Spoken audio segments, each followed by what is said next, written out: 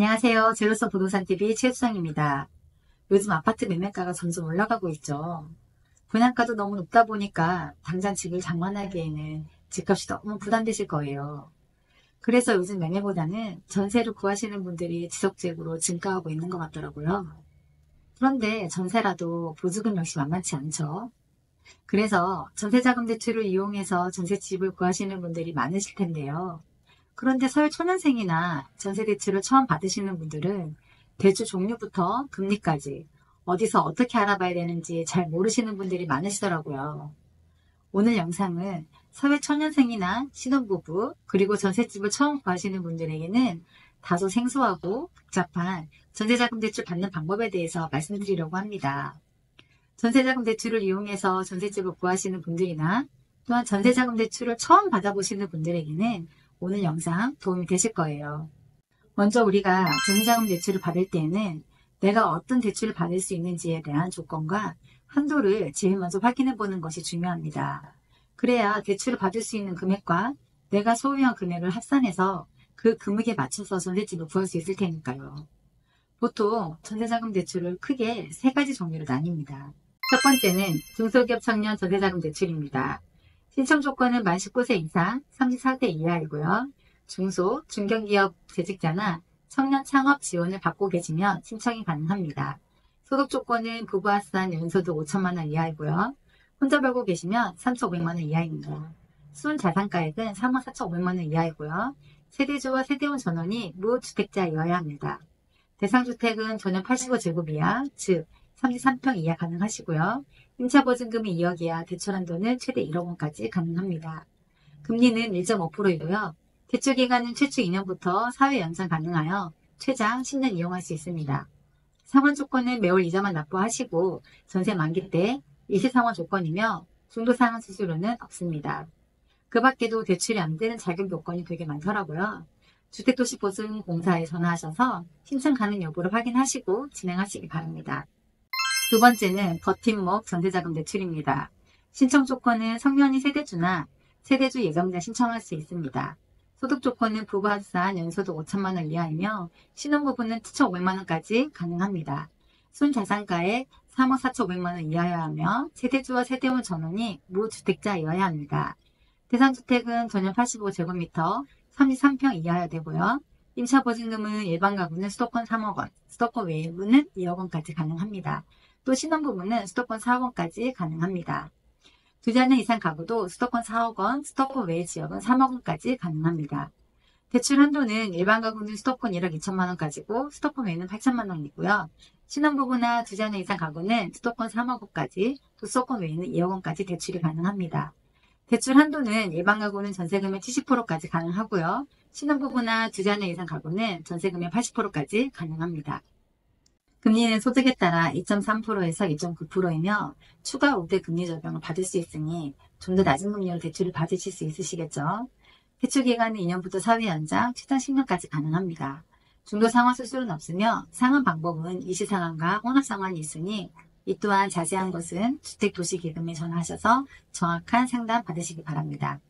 위에서 설명한 중소기업 청년 전세자금 대출과 버팀목 전세자금 대출 신청은 저희가 은행에 상담 받으실 때 먼저 기금이 든 데 사이트에 들어가셔서 자산심사를 받으신 후에 필요서를 챙겨서 다시 오시라고 할 거예요.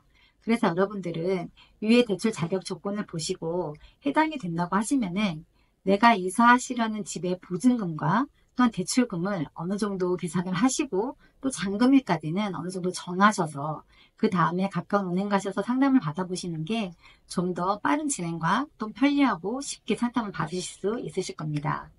세 번째는 일반 전세자금 대출입니다.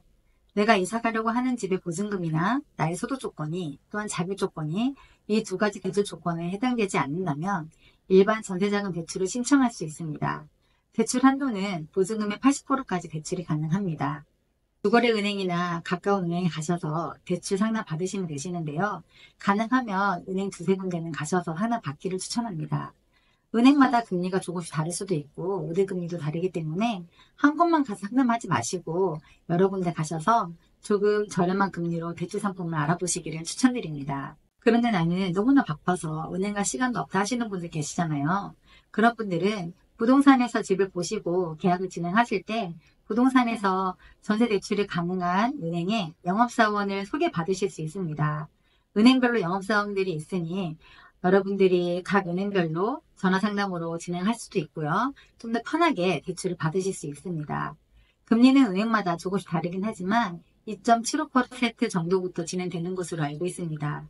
실제적으로 대출을 받으면 신용도에 따라 금리는 변동되는 점 기억하시기 바라고요. 카카오뱅크나 K뱅크에서도 시중은행보다 좀 더 저렴한 금리로 전세대출 상품이 있으니 이 또한 여러분들이 꼼꼼하게 체크하시길 바랍니다. 일반 전세자금 대출 같은 경우에도 대출 기간은 2년부터 연장이 가능한데요. 2년 이내에 중도 상환하는 경우에는 중도 상환 수수료가 있으니 여러분들이 대출을 받으실 때는 이 부분도 꼭 체크하시기 바랍니다. 그리고 여러분들이 전세 대출을 받으실 때 잊지 말고 꼭 체크해야 될 것은 잔금일 2개월 전부터 대출 심사를 받기를 추천드립니다. 혹시 대출이 진행이 안 된다는 부적격 심사를 받았을 때는 바로 다른 대출을 알아봐야 될 수 있는데 어떤 은행은 잔금일 1개월 전에는 모든 서류가 접수가 들어가야 대출이 진행이 가능한 경우가 많아요. 그렇기 때문에 여러분들은 좀 더 넉넉한 시간을 가지고 대출 심사를 받는 것을 추천드립니다. 저는 손님들이 소득 조건이 안 맞는 분들이 많으셔서 버팀목 대출보다는 일반 전세대출을 신청하는 분들이 대부분이셨어요.